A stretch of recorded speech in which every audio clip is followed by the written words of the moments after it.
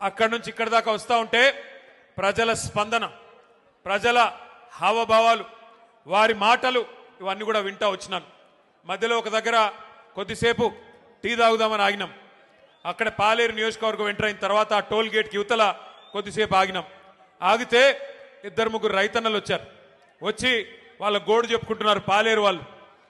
అన్నా, మా ఎమ్మెల్యే గారు ఇప్పుడు మంత్రిగా ఉన్నారు, వ్యవసాయ మంత్రి గారు మా జిల్లా, ఇద్దరున్నారు, ఉప ముఖ్యమంత్రి కూడా మా జిల్లానే, 3 మంత్రులు 3 మొనగాళ్ళు ఉన్నారు. కానీ దురదృష్టం ఒక్క యూరియా బస్తా దొరకడం లేదు. ఎవరికి చెప్పుకోవాలి మేము, ఎవరికి చెప్పుకోవాలా అని రైతన్నలు వచ్చి అడుగుతుంటే వారిని నేను ఒకటే అడిగిన, మరి మార్పు మార్పు అన్నారు, మార్పు మార్పు అని ఓటేశారు, బాగున్నదా మార్పు అని అడిగిన.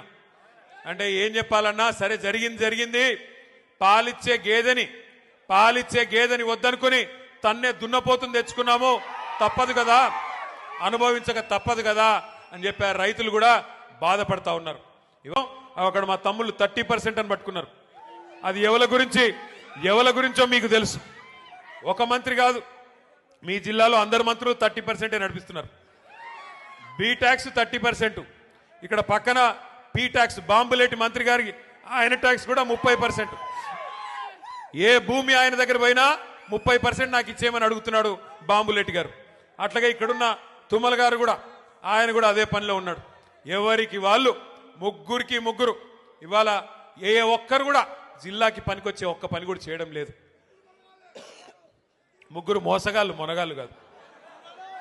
ఒకటి మాత్రం వాస్తవం, ఈ 3 మోసగాళ్ళకి అసలైన నాయకుడు ఎవడా అంటే అలీబాబా పైన ఉన్నాడు. ఇక మీరు చూస్తానే ఉన్నారు ఆయన కథ. అయితే నోరు బారేసుకోవడం, జర్ర జర్ర జర్ర జర్ర జర్ర జర్ర